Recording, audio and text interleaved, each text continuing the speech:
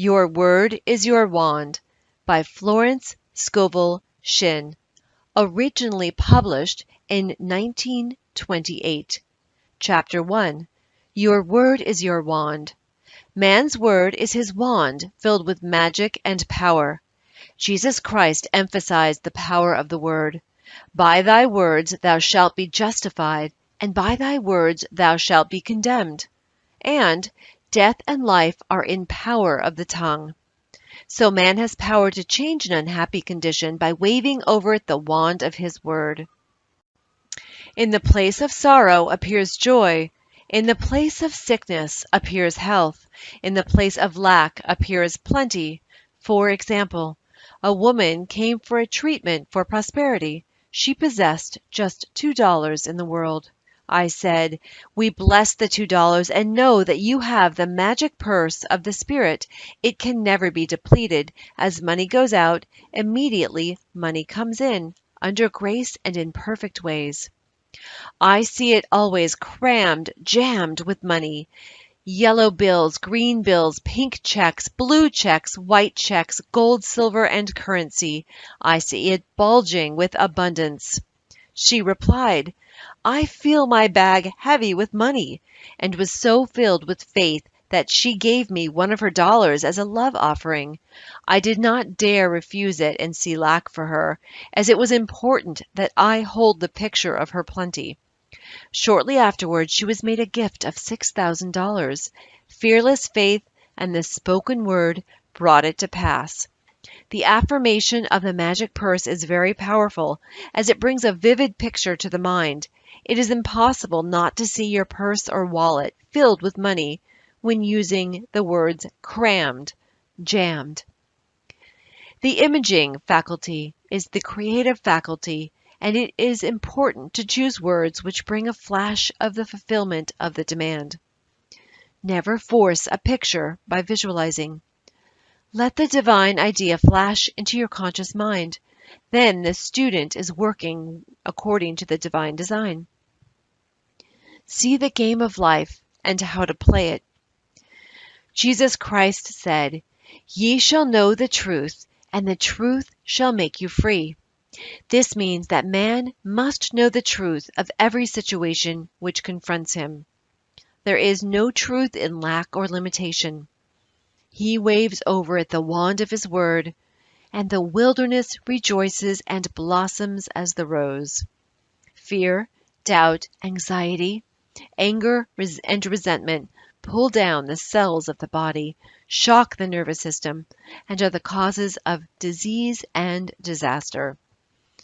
Happiness and health must be earned by absolute control of the emotional nature. Power moves, but is never moved. When man stands calm and serene, has a good appetite, feels contented and happy when appearances are against him, he has reached mastery. Then he has power to rebuke the winds and the waves, to control conditions.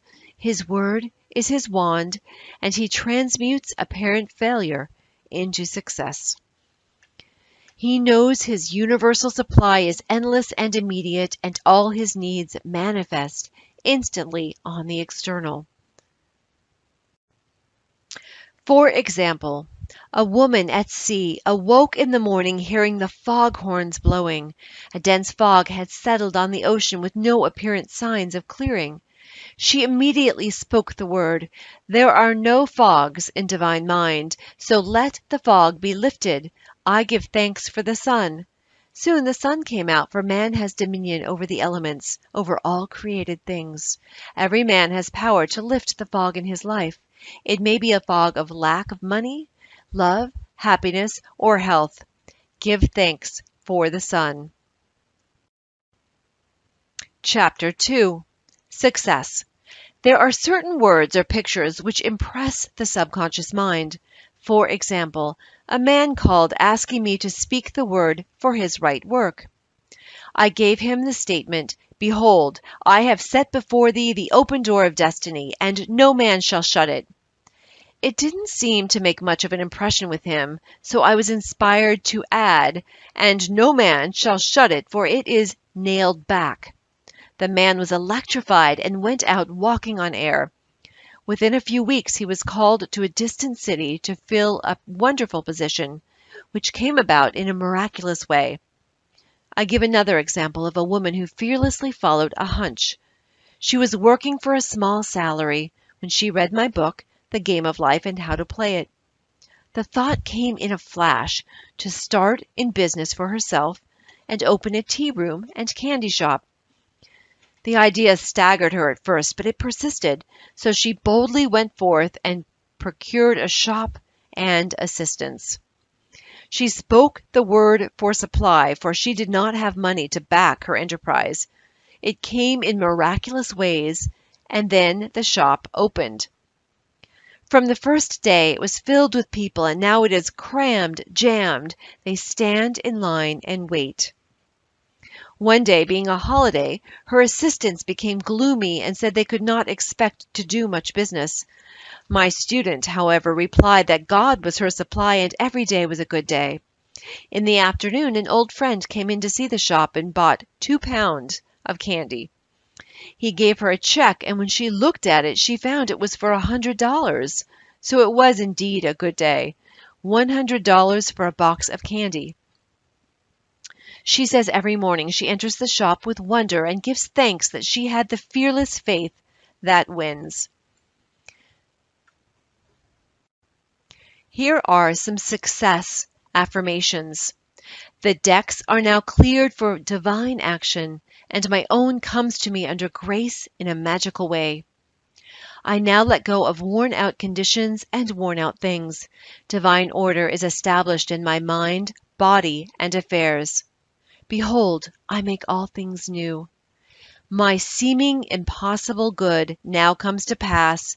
The unexpected now happens.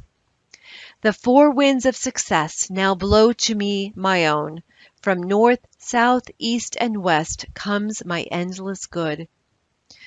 The Christ in me is risen. I now fulfill my destiny. Endless good now comes to me in endless ways. I clap my cymbals and rejoice, for Jehovah goes before me, making clear, easy, and successful my way. I give thanks for my whirlwind success. I sweep all before me, for I work with the Spirit and follow the divine plan of my life. My spiritual sporting blood is up. I am more than equal to this situation. I am awake to my good and gather in the harvest of endless opportunities. I am harmonious, poised, and magnetic. I now draw to myself my own. My power is God's power and is irresistible. Divine order is now established in my mind, body, and affairs. I see clearly and act quickly, and my greatest expectations come to pass in a miraculous way. There is no competition on the spiritual plane. What is rightfully mine is given me under grace. I have within me an undiscovered country, which is revealed to me now in the name of Jesus Christ. Behold, I have set before thee the open door of destiny, and no man shall shut it, for it is nailed back. The tide of destiny has turned, and everything comes my way. I banish the past and now live in the wonderful now, where happy surprises come to me each day. There are no lost opportunities in divine mind. As one door shuts, another door opens. I have a magical work in a magical way. I give magical service for magical pay. The genius within me is now released. I now fulfill my destiny. I make friends with hindrances, and every obstacle becomes a stepping stone. Everything in the universe, visible and invisible, is working to bring me to my own. I give thanks that the walls of Jericho fall down, and all lack, limitation, and failure are wiped out of my consciousness in the name of Jesus Christ. I am now on the royal road of success, happiness, and abundance. All the traffic goes my way. I will not weary of well-doing, for when I least expect it, I shall reap. Jehovah goes before me, and the battle is won. All enemy thoughts are wiped out. I am victorious in the name of Jesus Christ. There are no obstacles in divine mind, therefore there is nothing to obstruct my good. All obstacles now vanish from my pathway.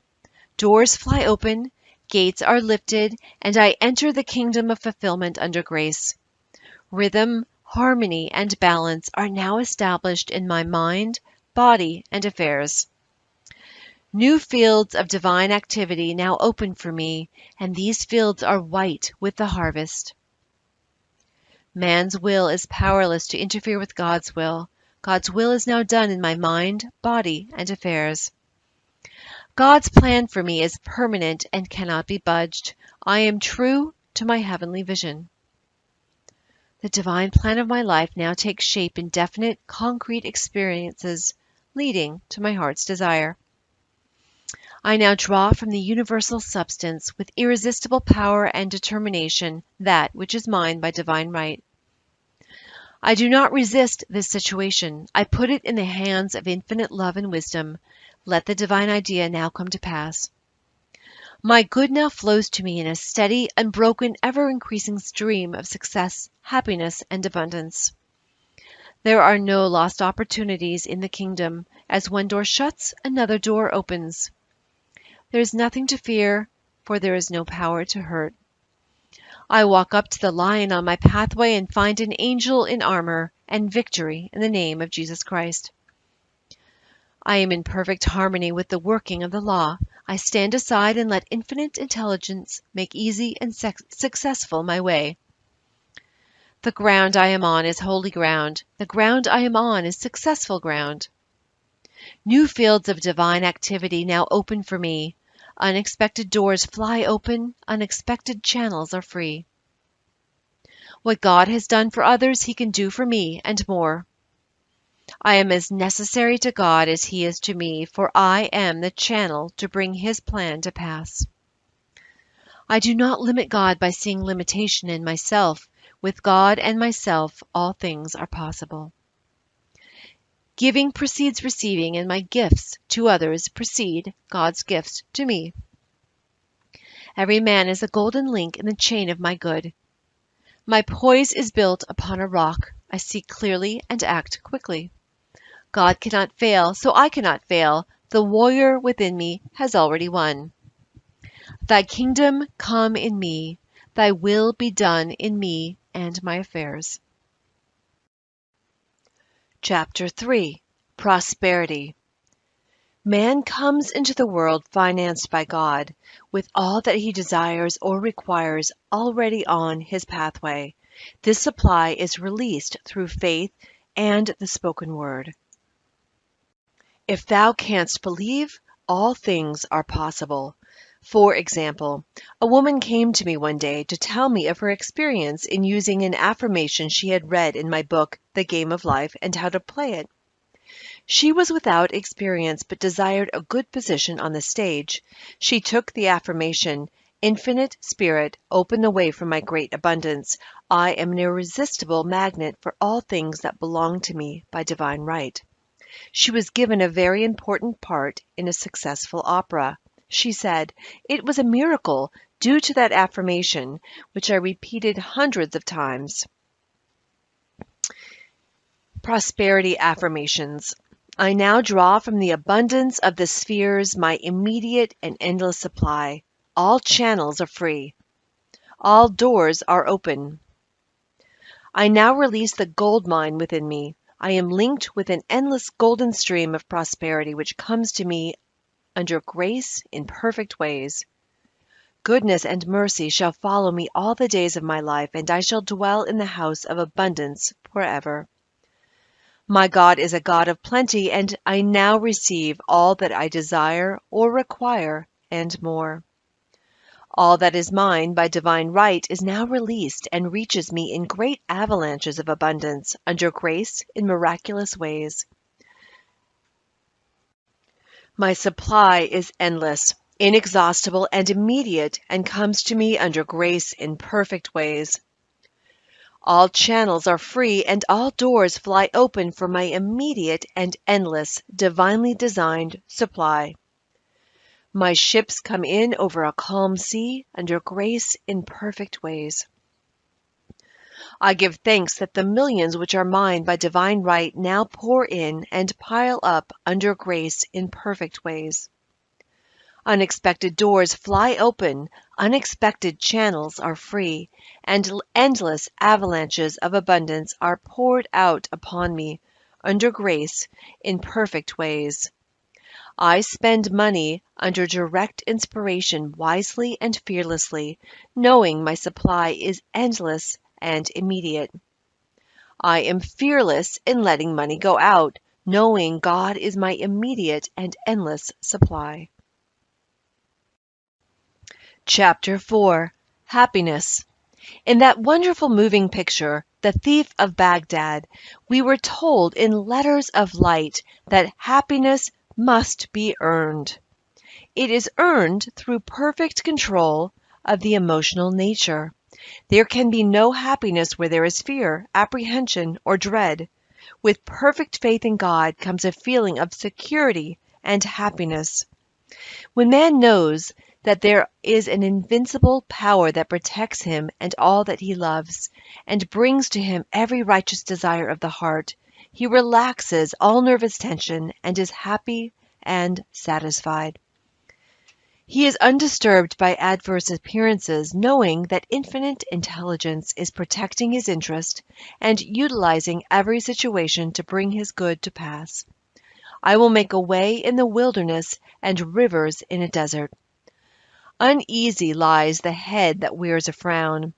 Anger, resentment, ill will, jealousy, and revenge rob man of his happiness and bring sickness, failure, and poverty in their wake. Resentment has ruined more homes than drink and killed more people than war. For example, there was a woman who was healthy and happy and married to a man she loved. The man died and left part of his estate to a relative. The woman was filled with resentment. She lost weight, was unable to do her work, developed gallstones, and became very ill. A metaphysician called upon her one day. He said, "Woman, see what hate and resentment have done to you? They have caused hard stones to form in your body, and only forgiveness and goodwill can cure you." The woman saw the truth of this statement. She became harmonious and forgiving and regained her splendid health. Affirmations for happiness. I am now deluged with the happiness that was planned for me in the beginning. My barns are full, my cup flows over with joy. My endless good now comes to me in endless ways. I have a wonderful joy in a wonderful way, and my wonderful joy has come to stay. Happy surprises come to me each day. I look with wonder at that which is before me. I walk boldly up to the lion on my pathway and find it is a friendly Airedale. I am harmonious, happy, radiant, detached from the tyranny of fear. My happiness is built upon a rock. It is mine now and for all eternity. My good now flows to me in a steady, unbroken, ever-increasing stream of happiness. My happiness is God's affair. Therefore, no one can interfere.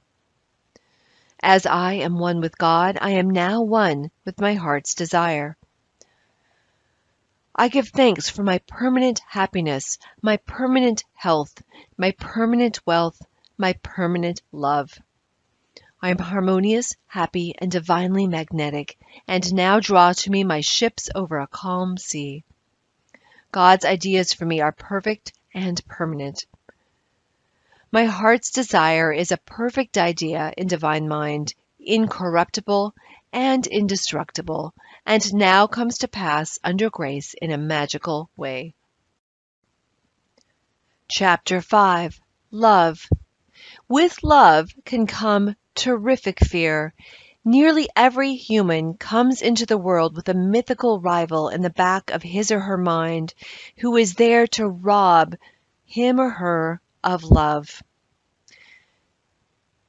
For instance, she has been called the other woman. Of course, it comes from a person's belief in duality. So long as a woman visualizes interference, it will come. The same is true for a man. It is usually very difficult for a woman to see herself loved by the man she loves. It is often very difficult as well for a man to see himself loved by the woman he loves. So these affirmations are to impress the truth of the situation upon one's subconscious mind, for in reality there is only oneness. Love affirmations. As I am one with God, the undivided one, I am one with my undivided love and undivided happiness. The light of the Christ within now wipes out all fear, doubt, anger, and resentment. God's love pours through me, an irresistible magnetic current. I see only perfection and draw to me my own. Divine love through me now dissolves all seeming obstacles and makes clear, easy, and successful my way. I love everyone, and everyone loves me. My apparent enemy becomes my friend, a golden link in the chain of my good. I am at peace with myself and with the world. I love everyone, and everyone loves me. The floodgates of my good now open. Chapter 6. Marriage. Unless marriage is built upon the rock of oneness, it cannot stand. Two souls with but a single thought, two hearts that beat as one. The poet understood this, for unless husband and wife are living the same thoughts, they must inevitably drift apart. Thought is a tremendous vibratory force, and man is drawn to his thought creations. For example, a man and woman married and were apparently happy. The man became successful and his taste improved, but the wife still lived in a limited consciousness. Whenever the man bought anything, he went to the best shops and selected what he needed, regardless of price. Whenever the wife went out, she haunted the 5 and 10-cent stores. He was living, in thought, on Fifth Avenue, and her thought world was on Third Avenue. Eventually, the break and separation came.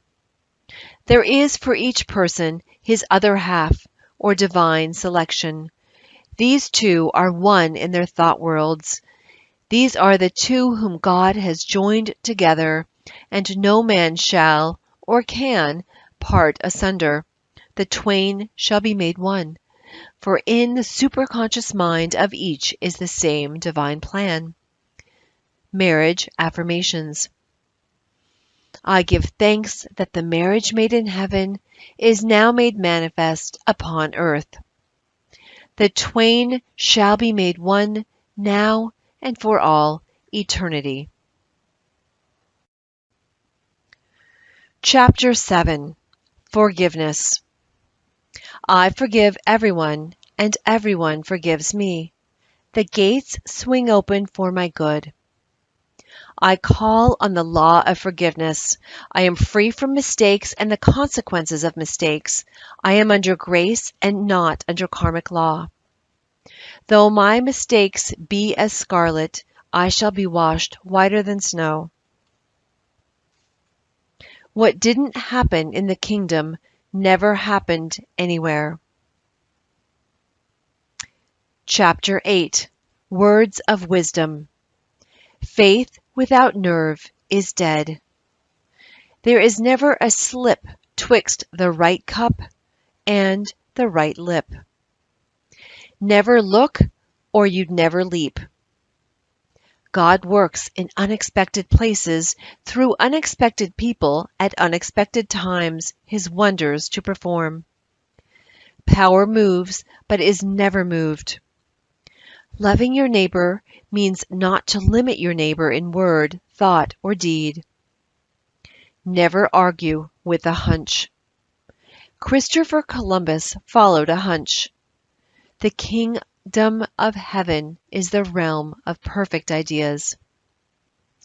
It is dark before the dawn, but the dawn never fails. Trust in the dawn. When in doubt, play trumps. Do the fearless thing. It is the fearless thing that counts.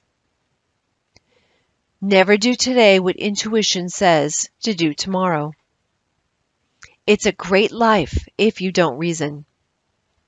Regard your neighbor as yourself. Never hinder another's hunch. Selfishness binds and blocks. Every loving and unselfish thought has in it the germ of success. Be not weary of make-believing. When you least expect it, you shall reap. Faith is elastic. Stretch it to the end of your demonstration. Before your call is answered, the supply precedes the demand. Before you call, you are answered, for the supply precedes the demand. What you do for others, you are doing for yourself. Every act committed while angry or resentful brings unhappy reaction. Sorrow and disappointment follow in the wake of deceit and subterfuge. The way of the transgressor is hard. No good thing will be withheld from him who walks uprightly. There is no power in evil. It is nothing, therefore can only come to nothing. Fear and impatience demagnetize. Poise magnetizes. Drown the reasoning mind with your affirmation. Jehoshaphat clapped his cymbals so that he wouldn't hear himself think. All bondage is an illusion of the race consciousness. There is always a way out of every solution. Under grace, every man is free to do the will of God. Surism is stronger than optimism. Divine ideas never conflict. It is dangerous to stop in the middle of a hunch. Infinite Spirit is never too late. Chapter 9. Faith. Hope looks forward. Faith knows it has already received and acts accordingly. In my classes, I often emphasize the importance of digging ditches or preparing for the things asked for, which shows active faith and brings the demonstration to pass. A man in my class, whom I called the life of the party because he always tried to find a question I couldn't answer, but he never succeeded, asked, "Why is it then a lot of women who prepare hope chests never get married?" I replied, "Because it is a hope chest, not a faith chest." The prospective bride also violates law in telling others about it. Her friends come in and sit on the hope chest and either doubt or hope she'll never succeed. Pray to the Father which is in secret, and thy Father which seeth in secret shall reward thee openly. The student should never talk of a demonstration until it has gelled or comes to pass on the external. So a hope chest should become a faith chest and be kept from the public eye, and the words spoken for the divine selection of a husband under grace in a perfect way. Those whom God hath joined together, no thought can put asunder. Faith affirmations. Adverse appearances work for my good, for God utilizes every person and every situation to bring me my heart's desires. Hindrances are friendly, and obstacles springboards. I now jump into my good. As I am one with the undivided one, I am one with my undivided good. As the needle in the compass is true to the north, what is rightfully mine is true to me. I am the north. I am now linked by an invisible, unbreakable, magnetic cord with all the things that belong to me by divine right. Thy kingdom is come, thy will is done in me and my affairs. Every plan my Father in heaven has not planned is dissolved and obliterated, and the divine design of my life now comes to pass. What God has given me can never be taken from me, for his gifts are for all eternity. My faith is built upon a rock, and my heart's desire now comes to pass under grace in a miraculous way. I see my good in a golden glow of glory. I see my field shining white with the harvest. God is my unfailing and immediately supply of all good. I am poised and powerful. My greatest expectations are realized in a miraculous way. I water my wilderness with faith, and suddenly it blossoms as the rose. I now exercise my fearless faith in 3 ways: by thinking, speaking, and acting. I am unmoved by appearances, therefore appearances move. I stand steadfast, immovable, giving thanks for my seeming impossible good to come to pass. For I know with God it is easy of accomplishment, and his time is now. God's plans for me are built upon a rock.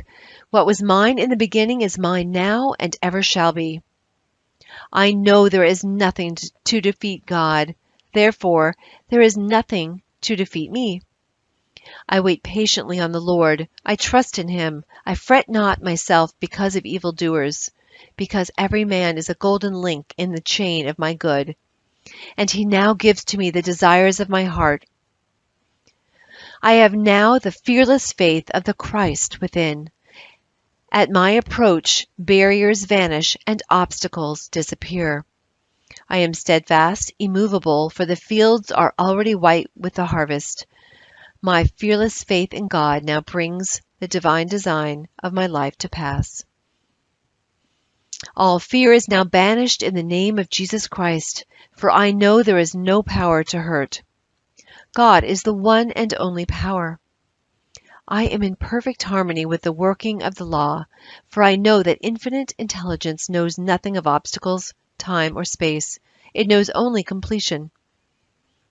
God's works in unexpected and magic ways, his wonders to perform. I now prepare for the fulfillment of my heart's desire. I show God I believe his promise will be kept. I now dig my ditches deep with faith and understanding, and my heart's desire comes to pass in a surprising way. My ditches will be filled at the right time, bringing all that I have asked for and more.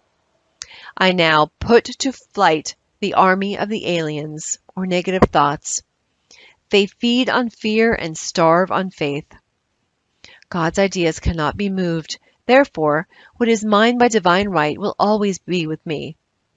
I give thanks that I now receive the righteous desires of my heart. Mountains are removed, valleys exalted, and every crooked place made straight. I am in the kingdom of fulfillment. I have perfect confidence in God, and God has perfect confidence in me. God's promises are built upon a rock. As I have asked, I must receive. Let me never wander from my heart's desire. I do not limit the Holy One of Israel in word, thought, or deed. With God all things are easy and possible now. I stand aside and watch God work. It interests me to see how quickly and easily he brings the desires of my heart to pass. Before I called, I was answered, and I now gather in my harvest in a remarkable way. He who watches over my heart's desire neither slumbers nor sleeps. Seeming impossible doors are open. Seeming impossible channels are free in the name of Jesus Christ. My good is a perfect and permanent idea in divine mind, and must manifest, for there is nothing to prevent. I cast every burden on the Christ within, and I go free. Chapter 10. Loss. If man loses anything, it shows there is a belief of loss in his subconscious mind. As he erases this false belief, the article or its equivalent will appear on the external. For example, a woman lost a silver pencil in a theater. She made every effort to find it, but it was not returned. She denied loss, taking the affirmation, I deny loss. There is no loss in divine mind. Therefore, I cannot lose that pencil. I will receive it or its equivalent. Several weeks elapsed. One day she was with a friend who wore about her neck on a cord a beautiful gold pencil, who turned to her and said, "Do you want this pencil? I paid $50 for it at Tiffany's." The woman was aghast and replied, almost forgetting to thank her friend, "Oh God, aren't you wonderful? The silver pencil wasn't good enough for me." Man can only lose what doesn't belong to him by divine right or isn't good enough for him. There is no loss in divine mind. Therefore, I cannot lose anything that is rightfully mine. Infinite intelligence is never too late. Infinite intelligence knows the way of recovery. There is no loss in divine mind. Therefore, I cannot lose anything which belongs to me. It will be restored, or I receive its equivalent. Chapter 11. Debt. If a man is in debt, or people owe him money, it shows that a belief of debt is in his subconscious mind. This belief must be neutralized in order to change conditions. For example, a woman came to me saying a man had owed her $1,000 for years, which she could not compel him to pay. I said, "You must work on yourself, not the man," and gave her this statement: "I deny debt. There is no debt in divine mind. No man owes me anything. All is squared. I send that man love and forgiveness." In a few weeks she received a letter from him saying he intended sending the money, and in about a month came the $1,000.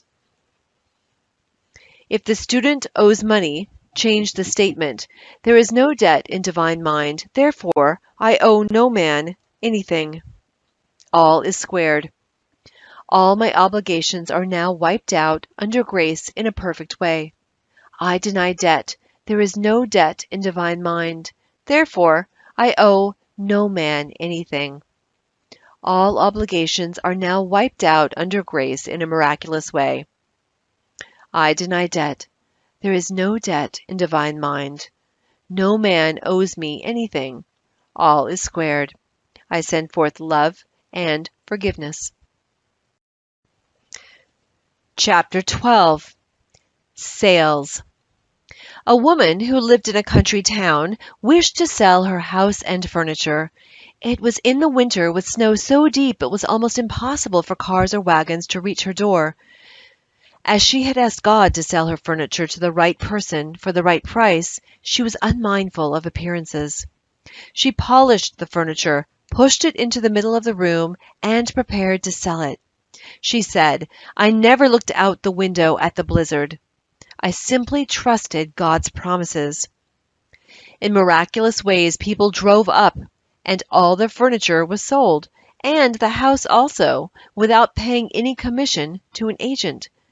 Faith never looks out of the window at the blizzard. It simply prepares for the blessing asked for.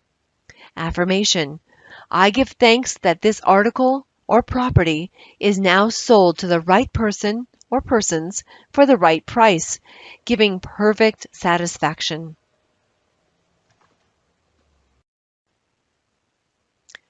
Chapter 13. Interviews. There is no competition on the spiritual plane. What is mine is given me under grace. I am identified in love with the spirit of this person or persons. God protects my interest, and the divine idea now comes out of the situation. Chapter 14. Guidance. Always on man's pathway is his message or his lead. For example, a woman was much troubled over an unhappy situation. She thought to herself, "Will it ever clear up?" Her maid was standing near and commenced to tell her of her experiences. The woman was too worried to be interested, but listened patiently.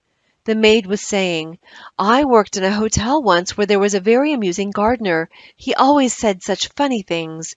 It had been raining for 3 days, and I said to him, 'Do you think it will ever clear up?'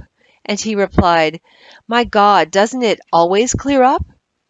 The woman was amazed. It was the answer to her thoughts. She said reverently, 'Yes, with my God it always clears up.' Soon after, her problem did clear up in an unexpected way. Infinite Spirit Give me wisdom to make the most of my opportunities. Never let me miss a trick. I am always under direct inspiration. I know just what to do and give instant obedience to my intuitive leads. My angel of destiny goes before me, keeping me in the way. All power is given unto me to be meek and lowly of heart. I am willing to come last. Therefore, I come first. I now place my personal will upon the altar. Your will, not my will. Your way, not my way. Your time, not my time. And in the twinkling of an eye, it is done. There are no mysteries in the kingdom. Whatever I shall know will now be revealed to me under grace. I am a perfect, non-resistant instrument for God to work through, and His perfect plan for me now comes to pass in a magic way. Chapter 15. Protection. I am surrounded by the white light of the Christ, through which nothing negative can penetrate. I walk in the light of Christ, and my fear giants dwindle into nothingness. There is nothing to oppose my good. Chapter 16. Memory. There is no loss of memory in divine mind. Therefore, I recollect everything I should remember, and I forget all that is not, for my good. Chapter 17. The Divine Design. There is a divine design for each human. Just as the perfect picture of the oak is in the acorn, the divine pattern of one's life is in the superconscious mind of a man or woman. In the divine design there is no limitation, only health, wealth, love, and perfect self-expression. So on man's pathway there is always a divine selection. Each day he must live according to the divine plan or have unhappy reactions. For example, a woman moved into a new apartment which she had almost furnished, when the thought came to her, on that side of the room should stand a Chinese cabinet. Not long after, she was walking by an antique shop. She glanced in, and there stood a magnificent Chinese cabinet, about 8 feet high, elaborately carved. She entered and asked the price. The salesman said it was worth $1,000, but the woman who owned it was willing to take less. The man added, "What will you offer for it?" The woman paused, and the price, $200, came into her mind, so she answered, $200. The man said he would let her know if the offer was satisfactory. She did not want to cheat anyone or get anything which was not rightfully hers, so going home she said repeatedly, "If it's mine, I can't lose it, and if it's not mine, I don't want it."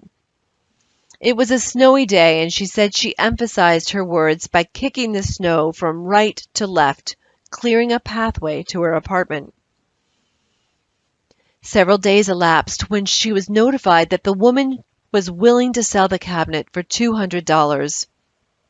There is a supply for every demand, from Chinese cabinets to millions of dollars. Before ye call, I shall answer. But unless it is divinely selected cabinet or millions, they would never bring happiness.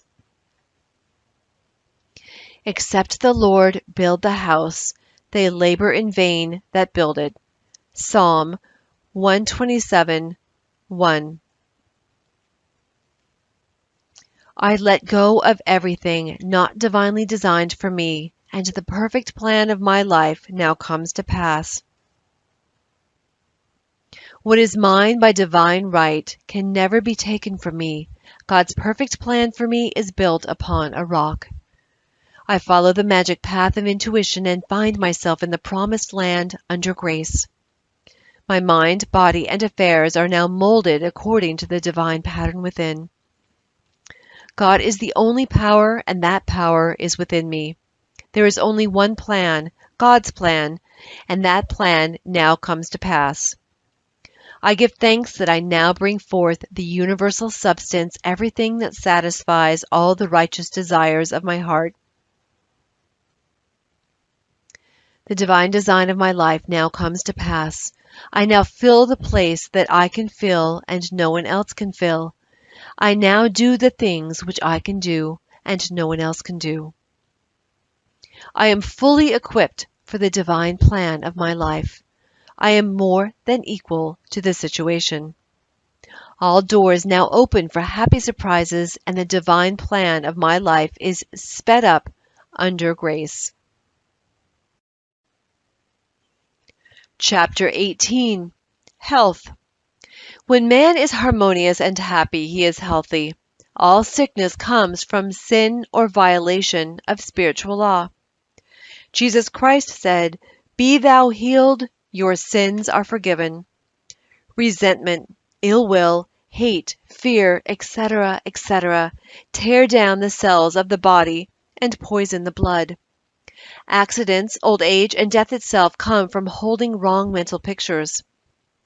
When man sees himself as God sees him, he will become a radiant being, timeless, birthless, and deathless, for God made man in his likeness and in his image.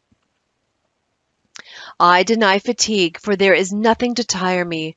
I live in the kingdom of eternal joy and absorbing interest. My body is the body electric, timeless and tireless, birthless and deathless. Time and space are obliterated. I live in the wonderful now, birthless and deathless. I am one with the One. Thou in me art eternal joy, eternal youth, eternal wealth, eternal health, eternal love, eternal life. I am a spiritual being. My body is perfect, made in his likeness and image. The light of the Christ now streams through every cell. I give thanks for my radiant health. Chapter 19. Eyes. Imperfect vision. Correspondences, fear, suspicion, seeing obstacles, watching for unhappy events to come to pass, living in the past or in the future, not living in the now. The light of the Christ now floods my eyeballs. I have the crystal clear vision of the Spirit. I see clearly and distinctly. There are no obstacles on my pathway. I see clearly the fulfillment of my heart's desire. I have the X-ray eye of the Spirit. I see through apparent obstacles. I see clearly the miracle come to pass. I have the crystal clear vision of the Spirit. I see clearly the open road. There are no obstacles on my pathway. I now see miracles and wonders come to pass. I give thanks for my perfect sight. I see God in every face. I see good in every situation. I have the crystal clear vision of the Spirit. I look up and down and all around, for my good comes from the north, south, east, and west. My eyes are God's eyes, perfect and flawless. The light of the Christ floods my eyeballs and streams on my pathway. I see clearly there are no lions on my way, only angels and endless blessings. Chapter 20. Anemia. Correspondences, unfed desires, or lack of happiness. I am nourished by the Spirit within. Every cell in my body is filled with light. I give thanks for radiant health and endless happiness. This statement may be used in the healing of any disease. Chapter 21. Ears. Correspondences of deafness, strong personal will, stubbornness, and a desire not to hear certain things. My ears are the ears of spirit. The light of the Christ now streams through my ears, dissolving all hardness or malformation. I hear clearly the voice of intuition and give instant obedience. I hear clearly glad tidings of personal joy. Chapter 22. Rheumatism. Correspondences, fault-finding, criticism. The light of the Christ now floods my consciousness, dissolving all acid thoughts. I love everyone, and everyone loves me. I give thanks for my radiant health and happiness. Chapter 23. False growths. correspondences, jealousy, hatred, resentment, fear. Every plant my Father in heaven has not planted shall be rooted up. All false ideas in my consciousness are now obliterated. The light of the Christ streams through every cell, and I give thanks for my radiant health and happiness now and forevermore. Chapter 24. Heart disease, correspondences, fear, anger. My heart is a perfect idea in divine mind and is now in its right place, doing its right work. It is a happy heart, a fearless heart, and a loving heart. The light of the Christ streams through every cell, and I give thanks for my radiant health. Chapter 25. Animals. I deny any appearance of disorder. This pet is a perfect idea in divine mind and now expresses God's perfect idea of a perfect pet. Infinite intelligence illuminates and directs this animal. It is a perfect idea in divine mind and is always in its right place. Chapter 26. The Elements.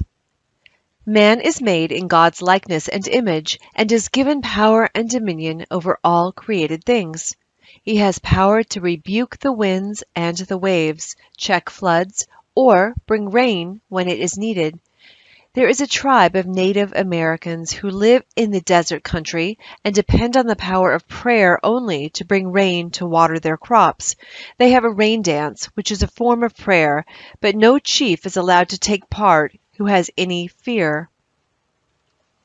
They give exhibitions of courage before they are admitted to the ceremonies. A woman who was an eyewitness told me that out of a blue sky came a deluge of rain, the sun still shining. Fire affirmation. Fire is man's friend and is always in its right place, doing its right work. Drought affirmation. There is no drought in divine mind. I give thanks for the right amount of rain to nourish these crops or garden. I see clearly this gentle downpour, and the manifestation is now. Storms affirmation. The Christ within now rebukes the winds and the waves, and there comes a great calm. I see clearly peace established on land and sea.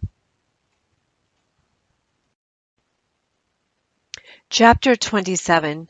Journey. I give thanks for the divinely planned journey under divinely planned conditions with the divinely planned supply. Chapter 28. Miscellaneous. The thing you dislike or hate will surely come upon you, for when man hates, he makes a vivid picture in the subconscious mind and it objectifies. The only way to erase these pictures is through non-resistance. For example, a woman was interested in a man who told her repeatedly of his charming female cousins. She was jealous and resentful, and he passed out of her life. Later on, she met another man to whom she was much attracted.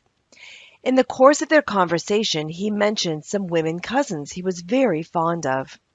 She resented it and then laughed, for here were her old friends, the cousins, back again. This time she tried non-resistance. She blessed all the cousins in the universe and sent them goodwill, for she knew if she didn't, every man she met would be stocked up with women relations. It was successful, for she never heard cousins mentioned again. This is the reason so many people have unhappy experiences repeated in their lives. I knew a woman who bragged of her troubles. She would go about saying to people, "I know what trouble is," and then wait for their words of sympathy.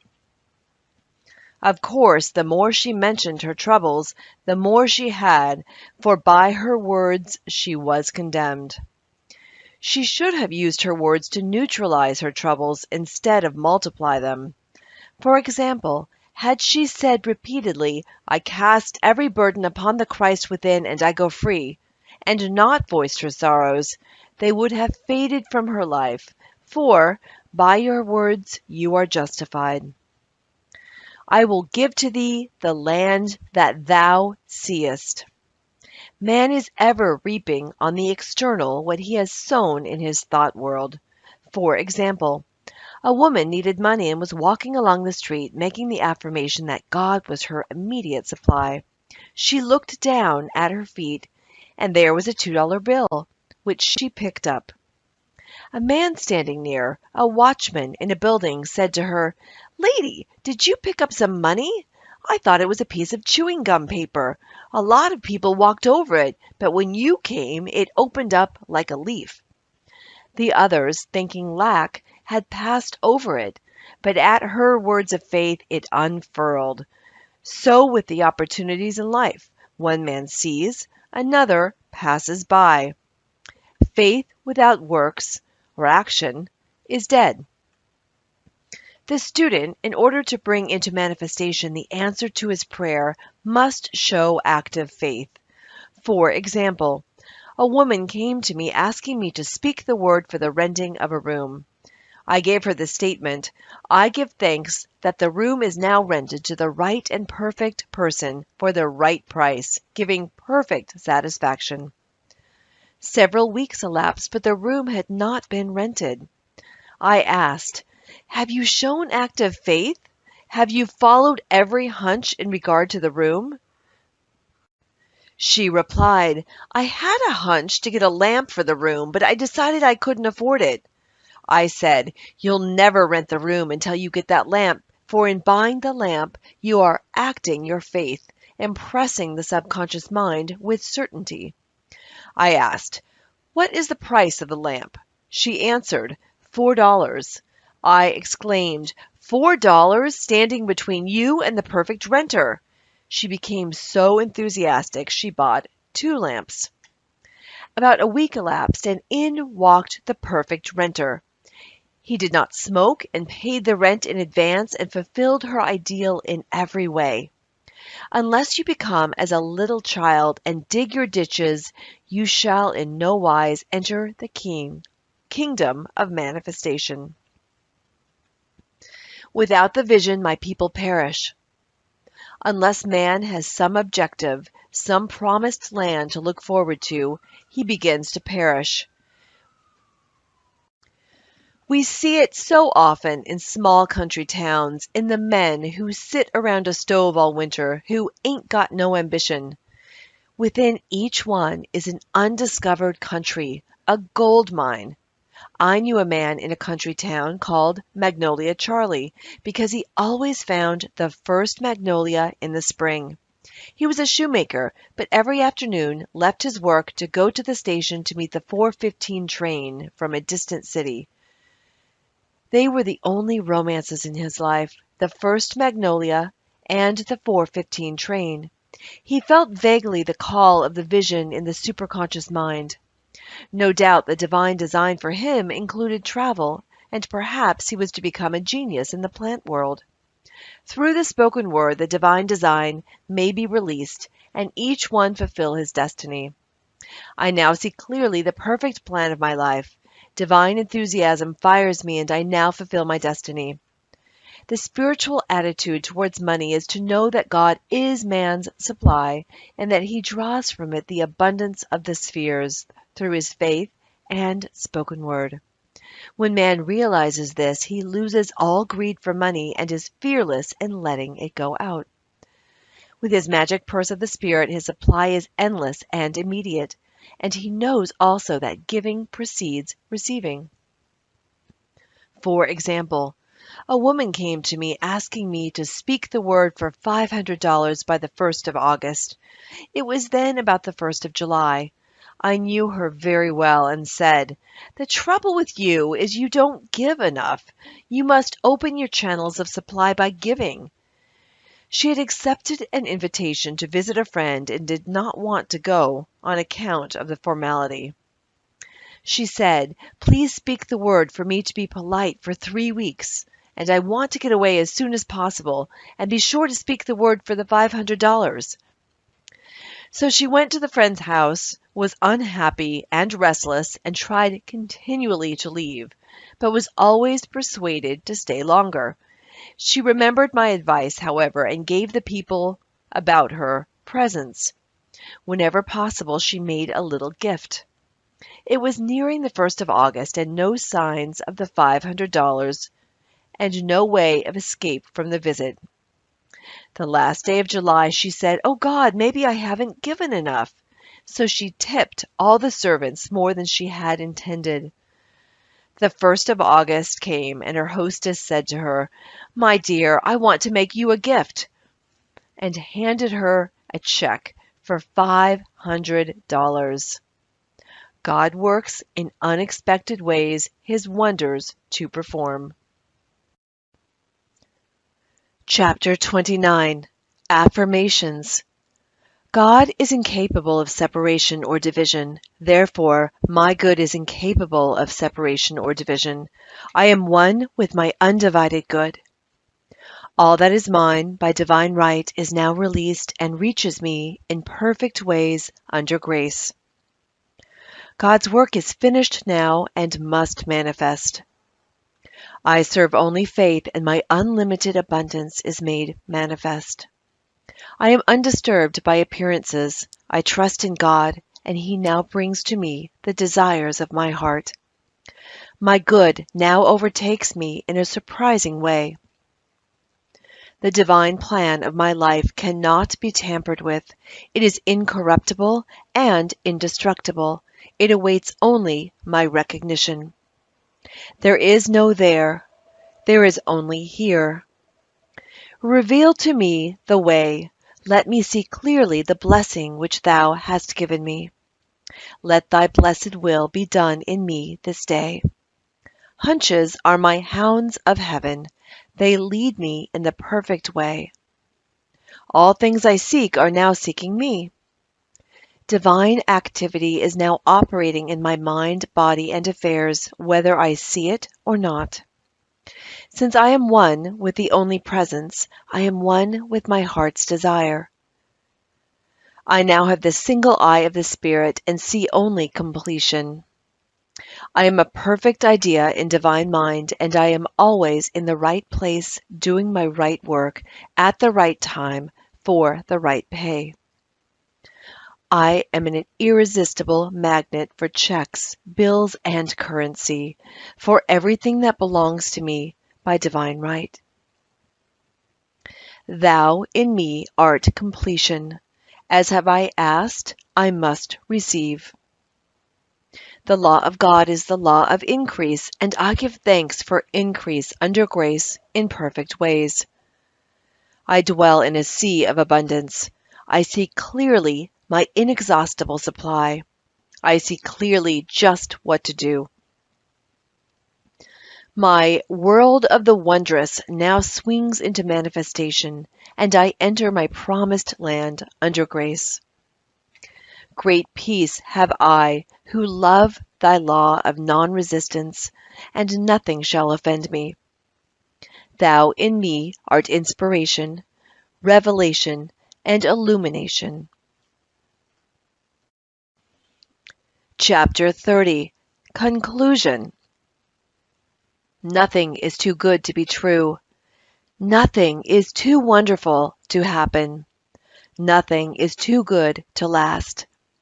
Choose the affirmation which appeals to you the most and wave it over the situation which confronts you.